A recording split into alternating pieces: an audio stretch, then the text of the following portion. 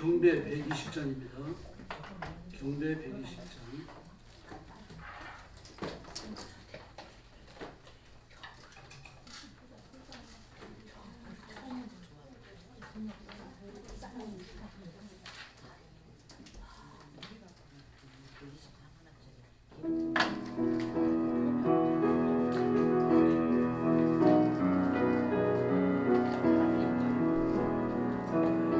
예수님이 좋은 것 어떡합니까? 예수님이 좋은 것 어떡합니까? 세상에 어떤 것도 빚을 수 예수님이 좋은 것 어떡합니까? 예수님이 좋은 것 어떡합니까? 예수님이 좋은 것 어떡합니까? 이에 십자가를 지신 예수 예수님이 좋은 것 어떡합니까? 할렐루야. 122장 부르겠습니다. 경배 122장 우리에게 향하신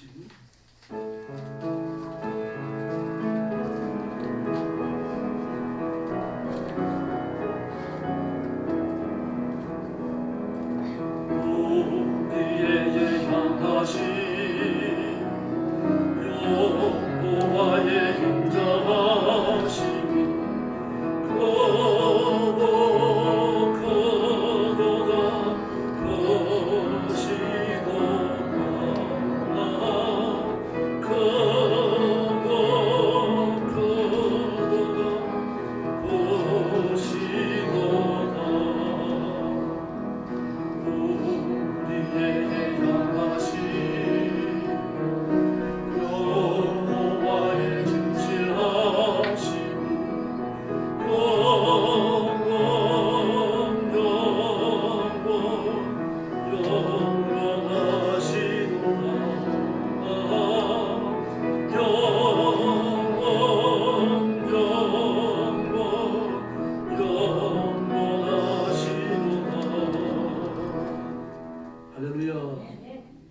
우리에 대한 하나님의 사랑이 영원한 줄로 믿습니다. 경배 125장입니다.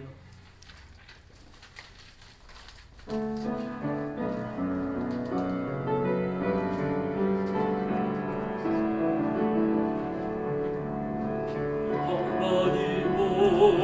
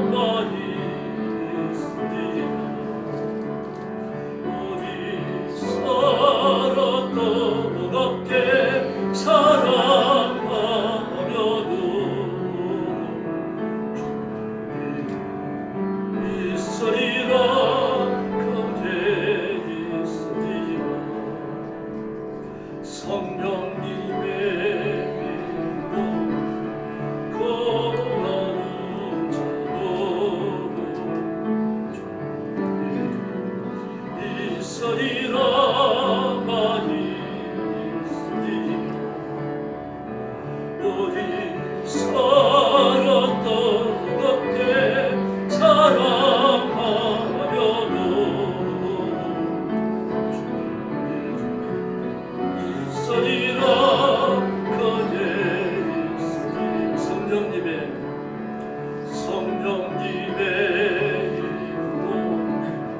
고난을 자도 있으리라 많이 있으리라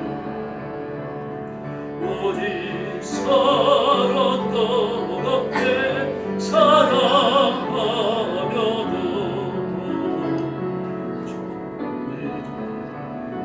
있으리라 그대 있으리라. 할렐루야. 이제 오영옥 군사님 나오셔서 기도해 주시겠습니다.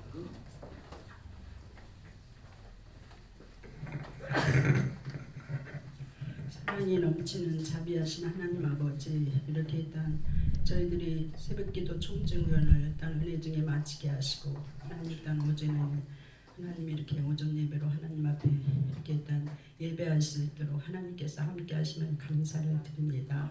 우리 교회가 정말 하나님의 아버지 사랑과 은혜 굳게 세워져 가게 하시고 모든 것을 협력하여 선을 이루도록 하나님 도우시고 인도하여 주시옵소서. 또한 목사님 말씀을 선포하실진데 하나님께서 그 말씀에 하나님 함께하여 주시고 우리가 정말 하나님 이 땅에 사는 동안 고난도 슬픔도 이기게 하시고 영원히 잇대어 살아가도록 하나님 힘을 주시고 함께하여 주시옵소서. 이 한 시간도 오로지 하나님께서 함께하실 것을 믿사옵고 예수님의 이름으로 간절히 기도드리옵나이다. 아멘.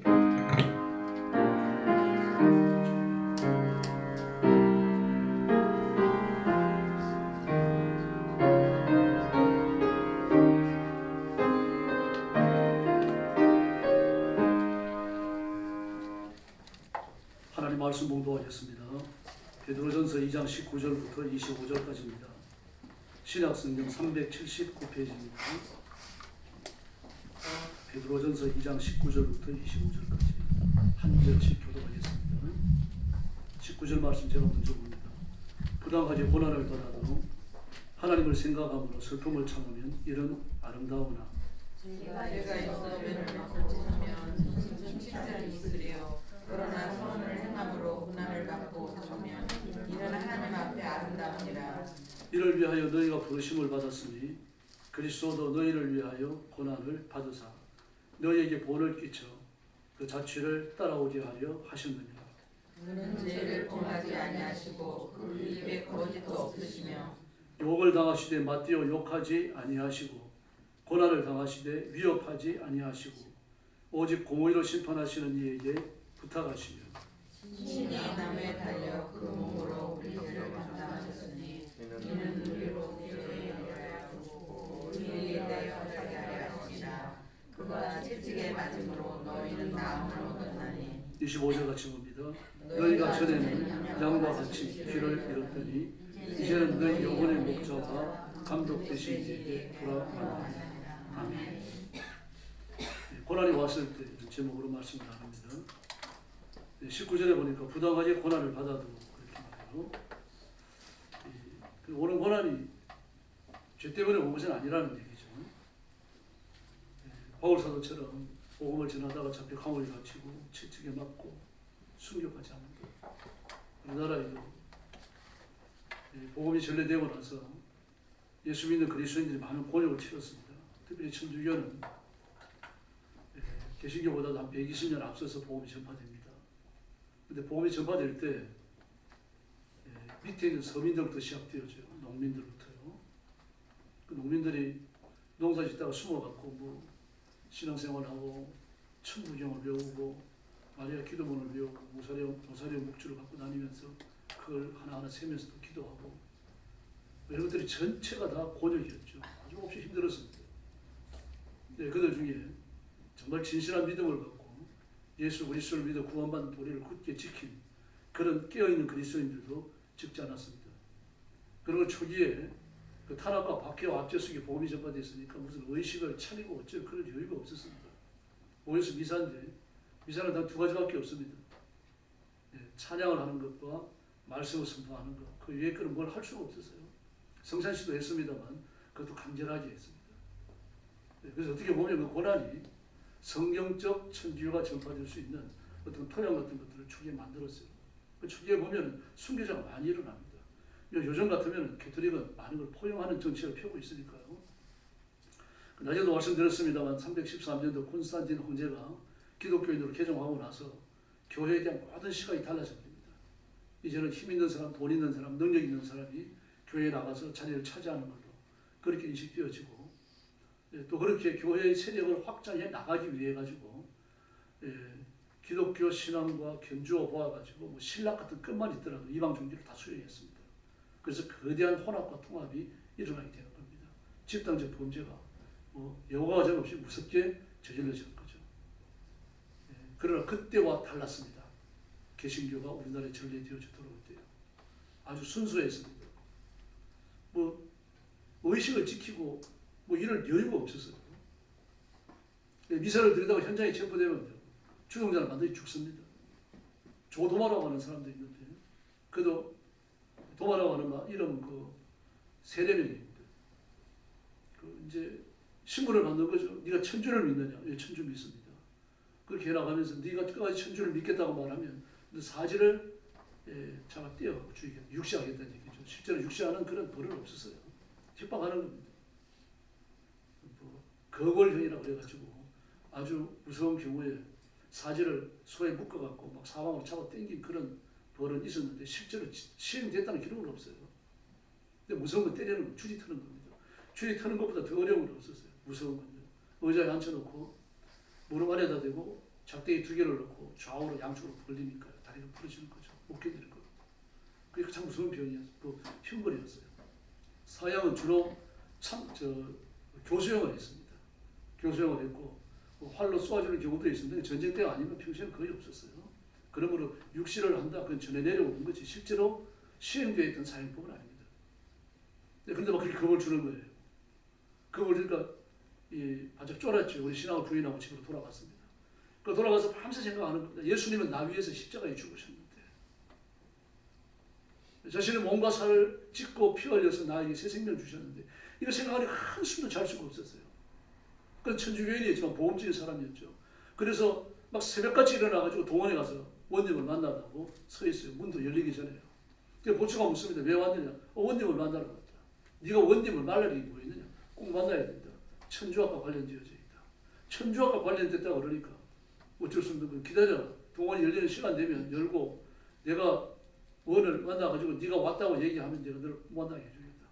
그래서 새벽 대바람에 가가지고 요즘 말하면 몇 시간을 기다린 거죠. 그리고 동원이 열리니까 들어갔습니다. 들어가서 원을 만나는 거예요. 네가 왜 왔느냐? 그러니까 어젠 제가 정신이 없어요. 신앙을 부인했는데 아무리 생각해도 내가 예수 믿는 게 맞습니다.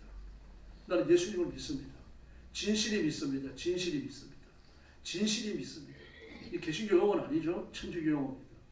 진실이 믿습니다만 반복을 하는 거예요. 근데 원이 이야기합니다. 그럼 내가 시키는 걸 할 수 있겠느냐? 네, 할 수 있습니다.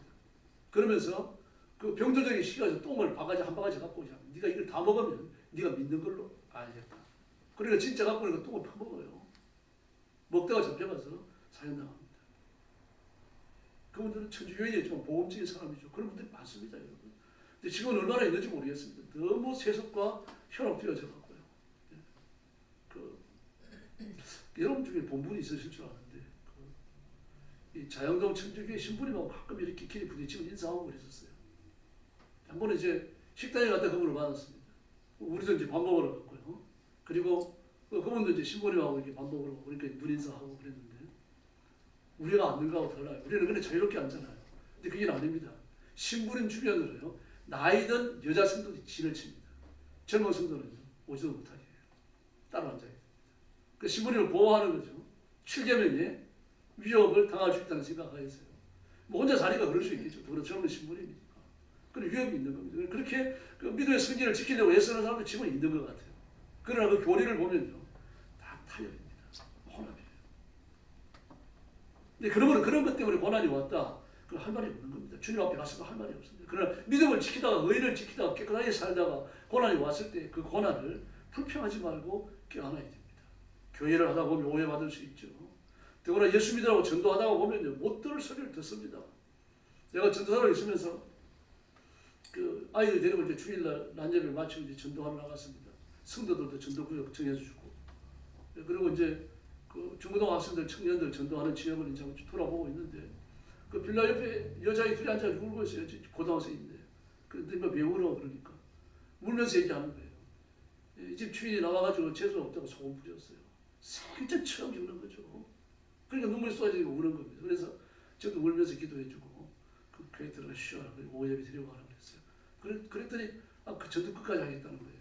근데 전도사님하고 같이 하겠어요. 이렇게 아들 다니면서 전도했습니다. 아마 평생 잊을 수 없을 거예요. 그건 고난이죠. 그런 무참한 멸시를 누가 겪었겠습니까? 언제 겪었겠어요? 뭐 옛날 같으면 그런 거야 뭐 일도 아니죠. 그래 지금은요. 전도하러 갔는데 물을 뿌리고 소금을 뿌린다. 이건 정말 인격적으로 땅에 떨어지는 일이죠. 여러분, 뭐 그런 일뿐만이 아닙니다. 나가서 전도하면요. 가장 먼저 핍박하는 사람이 누굽니까? 예수 믿는 사람입니다. 아주 공식적으로 하는 말이 뭡니까? 너 같은 것 때문에 전도가 안 돼. 그럽니다. 너 같은 것 때문에 전도가 안 돼. 저도 그 말 한두 번 들은 건 아닙니다만요. 여러분, 우리 온 힘을 다해서 어떤 일을 만나더라도 예수님 한 번만 존귀하게 여겨야 할 줄로 믿습니다. 그리고 고난이 왔을 때 두려워하지 말라고 말합니다. 무당하게 고난을 받아도 하나님을 생각하며 슬픔을 참으면 아름답다고 했습니다. 아름답다. 죄 짓고 매맞는 사람도 있는데 의를 행하다가 야단 좀 맞고 좀 고난을 당하고 그런다고 하면은 그거야 좋은 거 아니냐 이겁니다. 당연한 말을 하고 있는 거죠. 로켓산마에 가면요 해발 3,000m에 수목 경계선이 있습니다. 이 수목 경계선이라고 하는 것은 3,000m가 지나가면 나무가 자랄 수 없는 곳이라는 얘기입니다.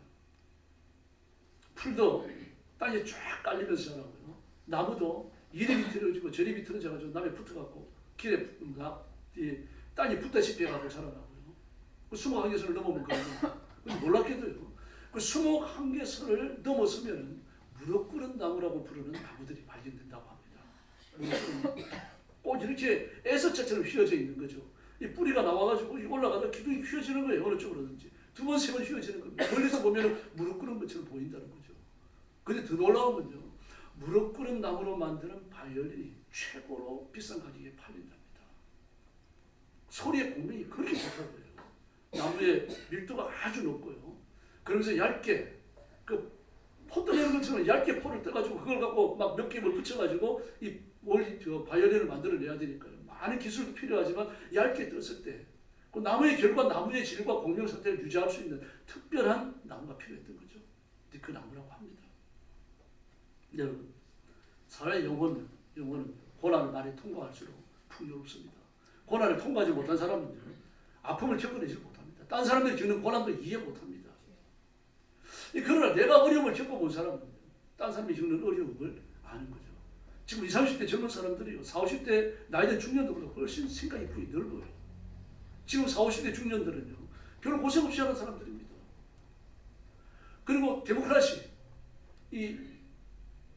규합되어진 힘을 행사하면서 국가로부터 어떤 이득을 얻어낼 수 있는지 이걸 체험한 사람들이거든요. 그 데모였잖아요. 민주화운동이라고 하더라도요. 물론 이제 90년대 이후는 민주화운동 아닙니다. 그 김일성 운동이에요. 뭐 그렇다고 하더라도 말입니다. 규합된 힘을 행사할 때 국가가 무릎 꿇는 걸 보잖아요. 근데 이런 사람들이 직장으로 들어가서 노조를 만들어가지고 규합된 힘을 행사하는 거죠. 지금 노조들 보십시오, 여러분. 얼마나 잘 사는지 모릅니다. 노조 하면서요.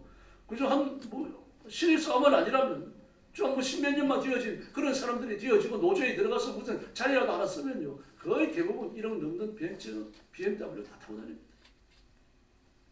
심지어 중견급 지도자 이상이 되고 나면요.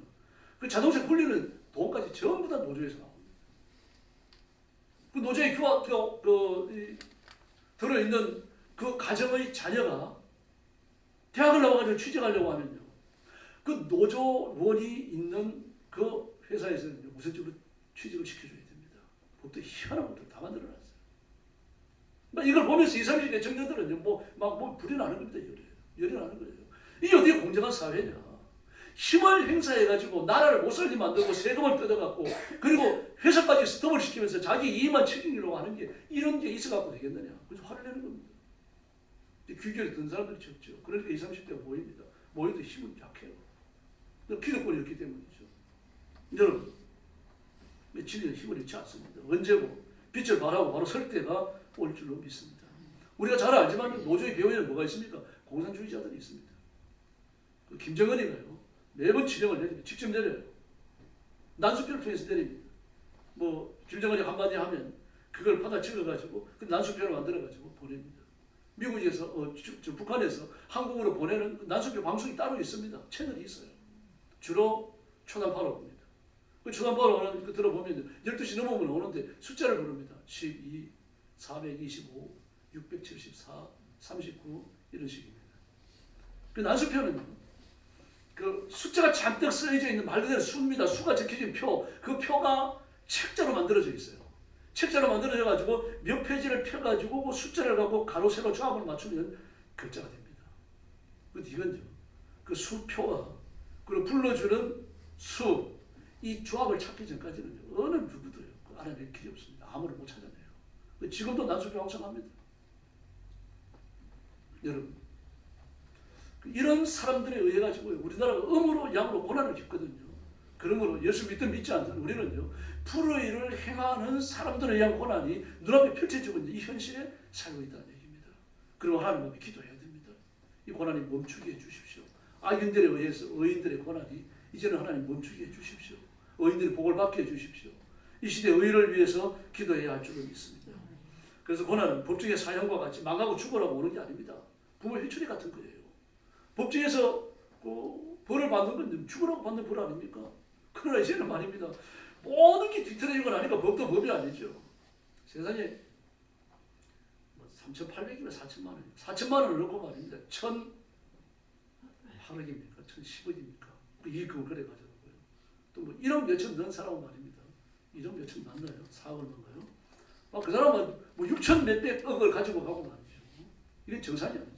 이 사람들이 그 잘못된 이익을 가져갔으니까 그 잘못된 이익을 내놔야 된다. 이런 재판을 하는데 그 재판도 어떻게 나옵니까? 그 이익을 가져간 게 잘못된 게 아니다. 이런 재판이 나와버렸습니다. 그러니까 이제 법이 아닌 거죠. 나라가 아닌 겁니다. 힘을 가진 자들, 권력을 가진 자들, 능력을 가진 데들 의해 갖고 국가가 요리되고 있는 거죠. 이걸 보면서 20대, 30대들이 부진하는 거예요. 그래서 막 광화문에 모이고 서초동에 가고 말입니다. 국회 앞에 가고 그 용산 가가지고 막 그 소리 지르고 대화하는 건데 뭐 이슈더랍니다. 바로 잡아보려고요. 하나님 의인의 외침을 반드시 들으시는 줄로 믿습니다. 근데 법을 주신 이유가 뭡니까? 악인은 벌을 받고 의인에게 상을 주라고 그렇게 함으로 악을 제한하라고 법을 주신 거 아닙니까? 그런 법을 가지고 의인이 고난을 당하고 악인이 잘 되는 판결을 내리니까요. 누가 견뎌낼 수 있겠어요? 전도서에 나오는 거하고 똑같죠. 전도서 5장이에요. 억압하는 자, 학대하는 자의 손에는 권력이 있는데 학대받는 자에게는 위로자조차도 없다. 그렇게 말하고 있습니다. 앞으로 우리도 방황 나가야 될지 모릅니다. 교회를 건드리고 그 길밖에 없습니다. 아주 최고로 악하고 최고로 더러운 차별금지법이요. 22대 국회에 계류되어 있다니까요. 지금요. 많이 울어야 돼요. 기도하실 때마다 이렇게 기도하셔야 됩니다. 만약 이 법이 통과되고 나면요, 기독교의 입지만 좁아지는 게 아니라 그 존립이 위협을 키우는 그런 고난이 찾아올 수 있습니다. 그래서 우리가 예수 믿고 하나님의 자녀가 되었으니까 하나님의 통치가 온 세상에 드러나도록 우리가 애쓰고 노력해야 할 줄로 믿습니다. 그런데 하나님께서 우리에게 주시는 고난이 있고요. 허락하시는 고난이죠. 고난은 목적이 있습니다. 그냥 오는 게 아닙니다. 재수 나빠서 오는 것도 아니고 운이 나빠서 오는 것도 아니고요. 히브리서 12장 6절에 보니까요. 주께서 그 사랑하시는 자를 징계하시고 그 받으신 아들마다 채찍질 하십니다. 할렐루야. 사랑하시는 자를 징계하시고 받으시는 아들마다 채찍질 하신다. 그 이유가 어디 있습니까? 불완전하기 때문입니다. 요즘은 뭐 빨래방 많이 안 때립니다만 옛날에 뭐 저도 저희 어머니 빨래하는 걸 봤는데 빨래들 펴놓고 말입니다. 뭐 빨래방에 사정없이 때립니다. 어떤 때 그런 생각도 들어요. 지금 굶어 안 나나 생각이 들 정도로. 그 패는 이유가 어디 있습니까? 때 빠지라고 패는 거 아닙니까? 그러니까 하나님께서 사랑하시는 자 징계하시고 받으시는 아들마다 채찍질하는데 하나님이 사랑하시는 자인데 죄가 아직 남아있는 겁니다. 죄가 여기도 묻어있고 저기도 묻어있고 그 사정없이 팍팍 패는 거예요. 팍팍 문지르시는 거죠. 이제 고난입니다. 그 고난이 사람을 통해서 올 수도 있죠. 사실 사람을 통해서 오는 고난이 잘 견디기 힘들어요. 막 옛날부터 그러잖아요. 선생 똥은 개도 안 먹는다. 하도 속을 많이 썩어 놓으니까 말입니다. 근데 목사도 위장병과 간이 많이 망가집니다. 스트레스 때문에 그렇습니다. 아니 목사님 무슨 스트레스가 있으세요? 목사님도 기도하면 되잖아요. 그 정도 되면요. 다가 난 겁니다. 천국 갈라 가까운 거예요. 베드로도 바울 사도 스트레스가 얼마나 많았습니까? 디모데 전후서 고린도 전후서 보십시오. 내가 달려가가지고 너희들을 따지고 야단을 치고 교회에서 쫓아내고 싶다. 고린도 교회 오지 말라고 그랬다. 또 자기가 아저씨 순수한 복음을 저버리고 그 떠돌이 이단들에게 넘어갔다 그래가지고요. 더구나 고린도 교회 교인들이 보냈던 그 배신감이요. 바울은 죽는 날까지 못 지었을 겁니다. 아주 정확한 사람이거든요. 내가 이 말을 하고 이 행동을 했을 때 어떤 반대 극부가 나한테 돌아올까 이걸 염려하는 사람입니다. 그 틀림없이 A형이었습니다. A형 더블, 트리플 A형이었어요. 뭐 그런 겁니다. 근데 육신이 약하거든요. 오죽했으면 예수님도 아버지 이 잔을 내게서 옮겨주십시오. 제자들 찾아가서 얘들아 내가 고민하니 죽게 생겼다. 고민하니 죽게 생겼다. 그 스트레스가 얼마나 크겠습니까? 얼마나 스트레스가 컸으면 이 잔을 내게서 좀 옮겨주십시오. 이 잔 좀 벗어버리고 싶습니다. 이 짐을 좀 벗어버리고 싶습니다. 여러분 스트레스 없는 사람 없습니다. 다 있어요. 성질이 좋은 사람은 스트레스가 적습니다. 왔다가도 또 금방 가요 또. 네, 저도 스트레스 가면 찾아오는 오래 있습니다. 마음을 알아야 돼요. 하나님께서 은혜를 주시고 새 힘을 주시니까 저나 여러분이 이걸 다 이겨내는 줄로 믿습니다. 그래서 고난은 하나님을 사랑하시는 사람이니까 예수 그리스도의 장성한 분량에 도달했으니까 그 목적을 위해 가지고 고난의 비바람이 몰아치는 겁니다.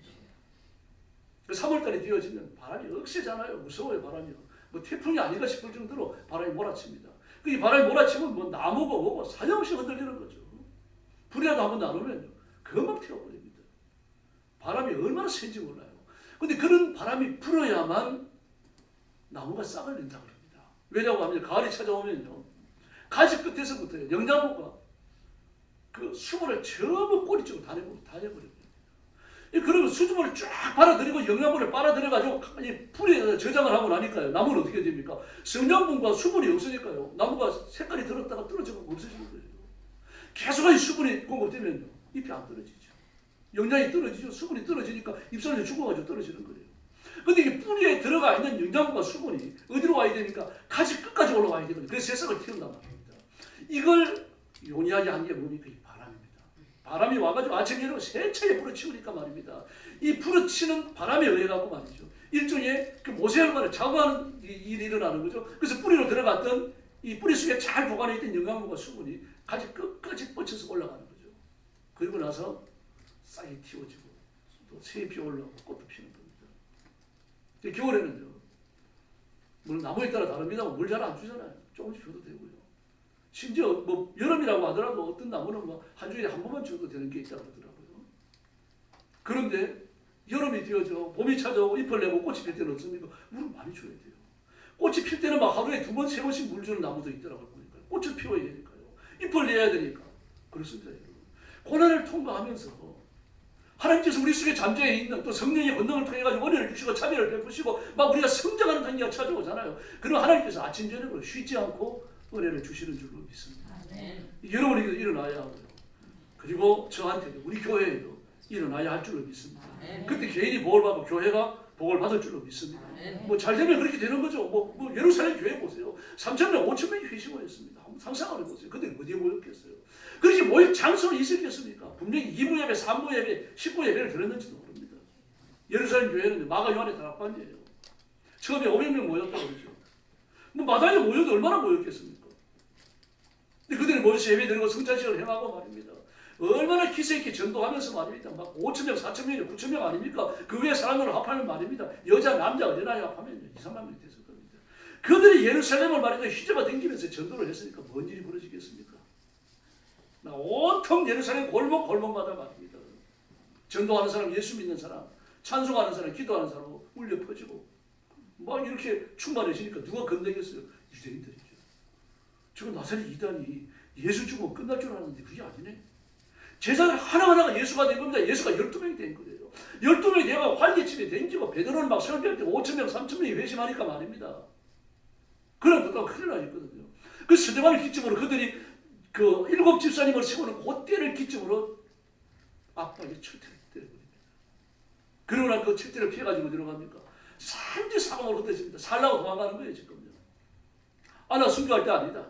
나 살아가지고 예수님도 전해야 되겠다. 그래가지고 사방으로 흩어집니다. 외국으로 나가고요.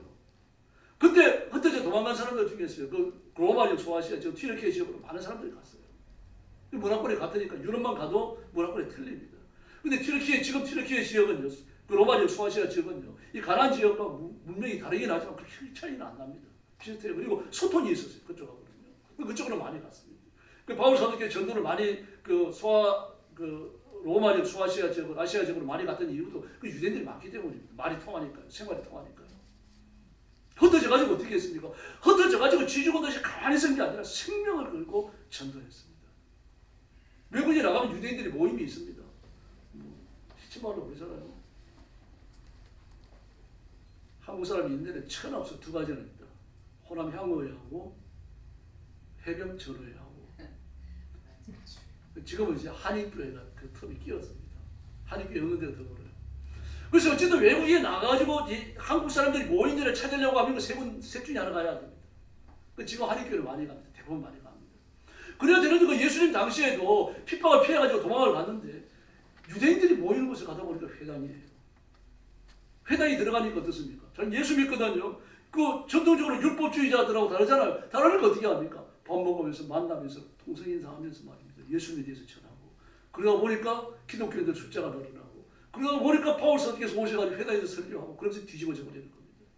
그리고 예수 믿는 사람들이 떨어져 나와가지고 교회를 설립하는 거죠. 근데 누가 또 어디를 찾아옵니까? 떠돌이 이단들, 순회율법 교사. 사례들이 고녀가 자격증을 주고 추천서를 써가지고 그거 들고 다니면서 막 가는 회당마다 삐끼치잖아요. 좋은 음식 내놔라, 좋은 잠자리 내놔라. 다음 회당까지 갈 때 그게 얼마나 거리가 있는데 거기 가려고 부비가 얼마나 든다. 막 이래가지고 말입니다. 한번 나와가지고 회당을 쭉 순회하면 말입니다. 집 앉아 살 만큼. 이게 제 생각이에요. 막 그런 돈을 걷는 겁니다. 그러니까 디모데 전서를 보면요. 고린도후서에도 나옵니다만 학대한다 그러죠. 학대한다. 그들이 너를 학대하는데도 그들에 대해서 아무 말도 안 하는 거예요. 그래서 그런 짓을 하며 다녔던 겁니다. 그 다녀가지고 그 회당에 보니까 자기가 1년 전에 왔을 때는 회당에 기독교인이 없었거든요. 근데 회당에 돌아보니까 기독교인들도 있고 회당에 잘 나오던 유대인들이 기독교를 개정을 해가지고 떨어져 나갔거든요. 그러니 어떻게 합니까? 이 사람들 떨어져 나간 기독교인들 찾아가는 거예요. 그래서 떠돌이다. 찾아가니까 바울 사도께서 있으면 단순히 눌러버리는데 없으니까요. 주인 없는 집에 들어간 꼴이 되는 거죠. 온갖 좋은 말을 회유를 하고 말입니다. 율법의 정결 의식을 가르치고 예수 믿어 구원받는다 그러는데 무슨 종교가 그러냐. 그럼 의식이 있느냐, 뭐가 있느냐, 뭐 예복이 있느냐, 제사의식이 있느냐, 뭐가 있느냐. 그러나 유대교는 아니다. 막 그렇게 귀가 손이 되어갖고 말입니다. 변절자가 되는 사람이 나타나는 거죠.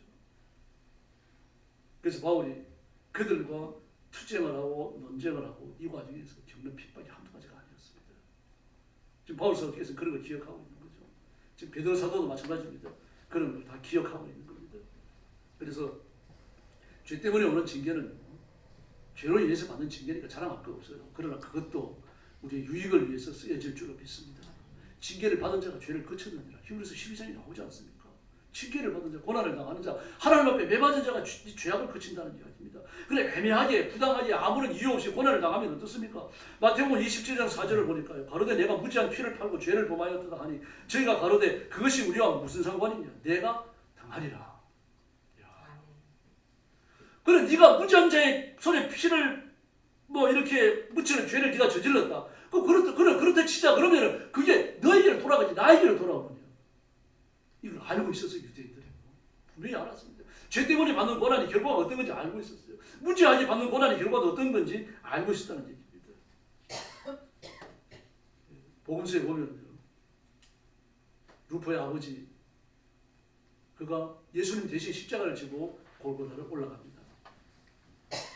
애매한 고난이죠. 사실은 그가 온 세상을 떠들썩하게 만들었던 유대의 유명한 랍비예요. 죽은 자를 살리고 병든 자를 고치고 악한 영들을 쫓아내고 온갖 기적을 다 행하고 막 대제사장과 제사장들을 막 그 논쟁을 통해 가지고 꼼짝 못하게 만들었던 그가 사실 6월절을 지키기 위해서 예루살렘에 올라올 때 예수님 만나고 싶었거든요. 근데 그 예수님이 십자가에 죽는다고 하니까 안 가볼 수 있습니까? 갔다가는 붙들린 겁니다. 구레네심은 루포의 아버지. 그리고 예수님 대신에 십자가를 지고 올라가는 거예요. 예수님 보니까 망신차입니다. 바로 몇 시간 전까지 맞았잖아요. 치치기 맞고 그 플레젤럼이라고 하는 거 고문용 도구예요. 그때 구슬 이 노스로 나무로 만든 구슬이 붙어 있고 양뼈를 갖다가 아주 거칠게 꺾어갖고 2마디를 더 붙여놨어요. 때리면요 살이 찢어지는 거죠. 이거 잡아 당길 때요 살짝 물고 나와요. 고문형 도구입니다. 죽으라고 때리는 거예요. 그걸 맞으시고 온몸에 피를 흘리시고 말입니다. 그걸로 끝납니까? 견딜 수 없는 인격적인 모멸과 멸시를 다 받으시잖아요. 그리고 아침이 되어지니까 그게 제 몸입니까? 뭐 입었던 옷은 말입니다. 피가 묻어가지고 피떡이 되어 있고요. 상처가 하나가 되어졌고 말입니다. 그런 몸을 해가지고서 70kg가 넘는 십자가의 가로막대를 짊어지고 올라가니까 그게 제정신이겠어요. 그래서 쓰러지니까 그 루포의 아버지 그레네 시몬을 불러다가 대신 지웁니다. 애매하지 고난당했죠. 애매하게 십자가 졌죠. 그러나 하나님 그 영광으로 갚으신 줄을 믿습니다. 마가복음 15장 21절을 보니까 마가복음을 끝내면서 알렉산더 루포의 아버지 구레네 사람 시몬이 지나가는데 그들이 그를 억지로 끌어다가 예수의 십자가로 지웠다라고 말합니다. 그 사건을 놓고서 로마서 16장 13절을 보니까 바울이 이렇게 말해요. 주 안에서 택하심을 입은 루포와 그의 어머니에게 문안하라. 그 구레네 시몬의 아들과 그 부인이 교회의 중요한 지도자가 되어져 있었던 겁니다. 그러면 정작 십자가 졌던 구레네 시몬에 대한 얘기는 없습니까? 그래 죽은 거죠. 순교를 당했는지. 그러나 일찍 그 젊은 나이에 죽은 걸 보면요, 뭐 병으로 죽었든지 순교했든지 둘 중에 하나입니다. 자연사한 건 아니에요. 그런데 루포의 그 어머니 아닙니까? 루포의 어머니, 구레네 시몬의 부인. 그 시몬의 부인을 향하여 바울이 뭐라 그럽니까? 내 어머니라고 말해요. 내 어머니. 헬라어를 번역하면 내 어머니와 같은 분 그런 뜻입니다. 내 어머니와 같은. 이 바울 사도께서 내 어머니라고 부를 만큼 신앙의 인격이 훌륭했던 거죠. 이처럼 억지로 했을지라도요, 복음을 위한 고난을 받는 경험은 자신뿐만 아니라 가정도 가족도 은혜 아래 머물게 할 줄로 믿습니다. 그럼 우리 결심하고 예수님 편에 서십시다. 인간들의 징계와 달리 하나님의 징계에는요 오류가 없습니다. 인간은 돈 따라가고 징계가 바뀌죠. 바뀝니다. 어떤 변호사 한 분이 그러더라고요. 지금 검찰이고 판사고 전부 쇼하는 겁니다. 그 이유가 뭐냐 그랬더니요. 검사들이 지난 과거를 돌이켜볼 때에 부당 이익을 국가나 원주인이 환수하도록 한 적이 없다고 합니다. 그게 판사가 같이 숟가락을 넣은 거죠. 그러니까 검사도 그렇고 판사도 그렇고요. 부당 이익을 되찾아가도록 한 적이 없다는 얘기입니다. 그걸 어떻게 합니까? 나중에 남용하신다는 거예요.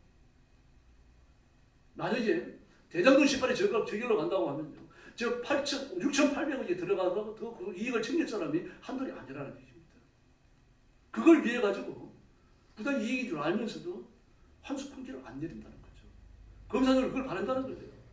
그러므로 그 판사가 그런 판결을 내릴 수 있는 조사 결과를 내놓는다는 겁니다. 이게 뭐 정확한지 모르겠는데 그래도 변호사가 하는 말이니까 고지를 끄떡거려지더라고요. 오늘 지금도 한통속이라고 보잖아요. 뭐 어쨌든 말입니다. 인간은 이 땅에서 이익을 얻기 위해서 돈을 벌기 위해서 높은 자리를 차지하기 위해 가지고 서로 한 팀이 되어져갖고 말입니다. 온갖 죄를 다 저지르고 악을 행합니다.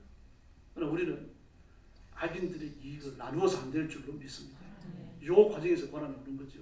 고난이 올 때 그 고난 속에 하나님의 은총이 숨겨져 있음을 믿으시기를 바랍니다. 하나님이 살아계시며 하나님이 건너의 손길로 성도들을 돌보시고 복주시기 때문입니다. 우리가 아는 대로 요한 칼빈은요, 16세기의 종교개혁을 일으킨 대표적인 인물이잖아요. 그의 별명이 걸어다니는 병원이었습니다. 병으로 죽어요. 그가 한 행동, 그가 기록했던 기독교 강요, 이런 책들은요, 천주교와 개신교를 막론하고 해가지고 큰 영향력을 미칩니다. 소령이 되어졌던 존 민턴은 신라문을 썼죠. 전도하다가 오제 갇혔던 존 버년은요, 감옥에 있어요. 성경 다음으로 많이 읽히는 철로 역정을 집필합니다. 신약 성경 중에서 가장 많은 성경을 기록한 사도 바울도요, 일생 동안 육신의 가시 병이 낫지 않았어요. 안 낫는 병. 이것도 여러분 무슨 병인지 모르겠으면 심각했어요. 갈라디아 교인들을 향하여 나를 이 병 때문에 버리지 않은 것을 감사하다는 뜻의 이야기를 합니다. 오히려 이런 나를 천사처럼 영접해 주었으니까 내가 감사할 길을 뗐다는 얘기입니다. 다시 말해서 바울의 병은 세상에 목사님이 저런 병이 걸릴 수 있나, 이런 병이에요. 그러니까요. 또 눈이라도 빼앗은 이게 죽었으니까 안질환이 아닌가. 안질환 정도는 약한 거죠. 심각한 병입니다. 아마 욥이 걸렸던 그런 비슷한 병이 아닌가도 생각해 볼 수 있어요. 아라비아 부스럼 같은 거예요. 긁어도 시원치 않고요. 겉으로 드러나는 부스럼이 말입니다. 이게 뭐 이렇게 붙어요. 야, 목사님, 하나님의 종이 세상에 천수만큼 병이 걸리나? 뭐 이런 생각이 들 정도의 병을 바울이 일생 동안 안고 살았다는 얘기입니다. 그런데 뭐라고 말씀하십니까? 내 은혜가 내게 족하다. 내 은혜가 약한 데서 완전해진다. 할렐루야. 하나님이 주신 것을 완전할 줄로 믿습니다. 그러므로 우리를 승리로 인도해 주십니다. 시편 32편 7절을 보니까요. 주는 나의 은신처이오니 환난에서 나를 보호하시고 구원의 노래로 나를 도우시리다. 할렐루야. 우리를 승리로 인도하시고 보호해 주시는 줄로 믿습니다. 또 로마서 8장 28절 유명한 말씀이잖아요. 노파리바요. 하나님을 사랑하는 자, 곧 그 뜻대로 부르심을 입은 자들에게는 모든 것이 합력하여 선을 이루느니라. 할렐루야. 넘어져가지고 바지가 구멍 났더라도 하나님은 그것을 선을 위해서 쓰실 줄로 믿습니다. 요즘은 넘어져도 바지 구멍 잘 안 납니다. 옛날 가난하게 살 때 넘어지면 어디가 찢어져 버립니다. 천이 약하니까요. 그래서 뭐라고 말씀하십니까? 그걸 하나님의 영광을 위해서 쓰시겠습니다. 그래서 우리는 그런 일이 없기를 바랍니다만 혹시 건강상의 어려움이 왔더라도 대인관계에 고난이 찾아왔더라도 예수님 앞에 감사하며 기뻐하면서 그 길을 기다리시기를 바랍니다. 앞길이 막히는 것 같지만 사실은 막히는 게 아닙니다. 하나님이 열린 길을 준비해 두셔요. 그 혼역가의 그 유대인들을 생각하시면 되잖아요. 가데스 바네아에서 가나안에 들어가기만 하면 되는데 자기들 스스로 그 길을 막아요. 안 가겠다고 그러는 겁니다. 그러나 그럼 가지 마라. 너희들 정탐한 하루를 1년으로 계산해서 40년간 광야를 하고 유행하게 된다. 뭐 그런 그 말을 듣고 나니까 겁이 나는 겁니다. 우리를 버리시는 겁니까? 그들이 나를 버렸으니까 나도 너희를 버린다. 뭐 이런 말을 듣고 나니까 유대인들이 기가 질리는 거죠. 그래 뭐라 그럽니까? 아니 그럼 우리가 가나안으로 올라가겠습니다. 그랬더니 모세가 말이 가지 마라. 하나님 너희와 함께 계시지 않는다. 근데 우기고 올라갔다가 어떻게 됩니까? 아주 대피하고 내려오죠. 그럼 광야로 흘러 들어갑니다. 사실은 광야 40년 고난은요 없어도 되는 거죠. 그럼 그 고난 때문에 이스라엘 백성들 중에 불평하는 무리, 불순종하는 무리들이 광야에서 다 죽습니다. 고라가 살아서 가나안에 들어갔다고 하면요 틀림없이 가나안은 투척났습니다. 고라가 정리되는 것도 광야에서죠. 하나님의 일을 그렇게 하신 줄로 믿습니다. 협력하여 선을 이루게 하시는 분, 망하는 것 같지만 망하지 않게 하시는 분, 앞길이 막히는 것 같아도 형통하게 여시는 분, 그분이 하나님이신 줄로 믿습니다. 여러분 올해는 막 스코레로 부를 그런 소나기가 많이 지나갔죠. 예년 소나기하고 달랐죠. 막 창대기 같은 소나기가 한 번 지나가고 나면 우리도 막 무섭잖아요. 아주 큼큼해지고 그러면서요. 그러면은 벌레 들이기는 어떻게 했습니까? 딱 정벌레 같은 거예요. 벌이나 개미나 나비 같은 거죠. 생명이 걸리면 엄청난 재난이 되는 거죠. 그런 중에도요. 개미 한 마리 죽는 거, 나비 한 마리 죽는 거 하나님의 손에서 계산되는 줄로 믿습니다. 그런데 그 빛 때문에 우리가 삽니다. 생물이 삽니다. 식물이 살아요. 깨끗이 정돈이 되어지고요. 청소가 되어져 버립니다. 사마리 어떤 선인장은 말라 죽으면서 몸속에 수백 개의 씨앗을 저장한다고 해요. 그리고 모래에 묻혀버리는 겁니다. 그럼 언제 그 씨앗이 살아납니까?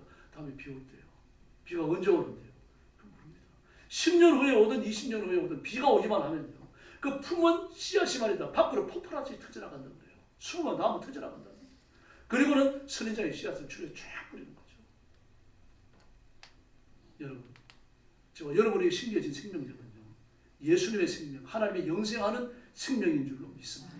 조금 더 두려워하거나 무서워하지 마시고 그 생명이 고기에서라도 저와 여러분을 보호하십니다. 그래서 하나님 앞에 엎드려 기도하실 때 은혜를 구하셔야 됩니다. 저를 불쌍히 여겨주십시오. 이 시험을 이기게 해주십시오. 시험이 여기서 끝나게 해주십시오. 저도 그 기도 반나절 합니다. 하나님 앞에. 그래서 안 들어주시니까 어떨 때는 안타까워요. 뭐 어떤 분은 바꿔놓고 그렇게 기도했다는데 막 저도 그렇게 기도하고 싶은 심정이에요. 하나님 제 입장에 한번 서보세요. 그런 기도를 해봤습니다. 한 번만 한 건 아닙니다. 하도 답답하니까 그렇게 돼요. 한쪽으로는 그런 생각도 듭니다. 이 세상 모든 일을 내 마음대로 한다면 나는 뭐가 될까? 그 생각도 합니다. 하나님 사람이 아니시니 얼마나 감사합니까? 만약에 하나님의 사람이시고 조석으로 바뀌는 분이라고 하면 어떻게 예수 믿겠습니까? 그건 하나님 영원하신 줄로 믿습니다. 곧 고난을 이겨내고 하나님께로 갈 길을 열어주시고 위기를 이겨내고 하나님의 복을 누리도록 해주시는 분도 하나님이십니다. 이 하나님, 살아계신 우리의 구주 예수님, 내 인생을 바른 길로 이끌어가시고 감동하시는 성령님, 삼위일체 하나님을 끝까지 잘 믿으시기를 바랍니다. 그리고 동행하면서 복받고 기적을 체험하기를 예수님의 이름으로 축원합니다. 기도하겠습니다. 자비하신 아버지 하나님 감사합니다. 우리가 세상을 살면서 남들이 예측하지 못했던 고난과 위기와 역경을 겪습니다. 그렇다고 하더라도 두려워하지 말게 하시고 하나님의 은총과 능력과 권능, 승리케 하시는 기적을 체험하면서 지금의 위기를 잘 이겨내게 하여 주시옵소서. 우리를 시험하고 교회를 시험하고 퇴보하지 만드는 이 더럽고 악한 마귀는 예수님의 이름으로 명하노니 떠나갈지어다. 성령님, 우리 성도들 가운데 뜨겁게 임하여 역사해 주시고 하나님의 의를 위한 도구들이 되게 하여 주시옵소서.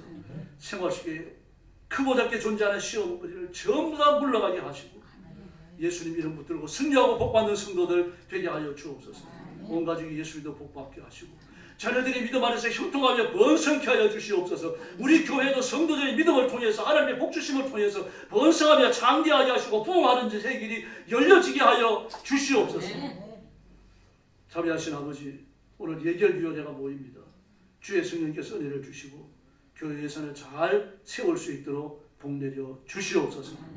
우리 온 성도들과 동행하시며 굳는 손으로 붙들어 주시고 복 주시기를 원하옵고 예수님의 이름으로 간절히 기도 올려옵나이다. 아멘.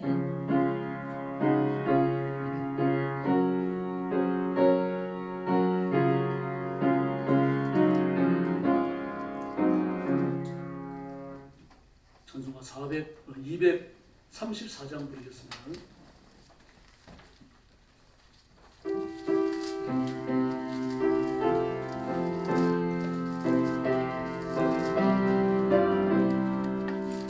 주 예수 그리스도 다시 세상 지고 기쁨으로 우리 맞아 길이 같이 살겠네. 영화롭고 아름다운 우리 모양 참으로서 주와 같이 영원히 살겠네. 괴로웠고 주름 없는 하늘나라 그 생명의 강가에서 편히 쉬게 되리라. 영화롭고 아름다운 우리 모양 참으로서 주와 같이 영원히 살겠네.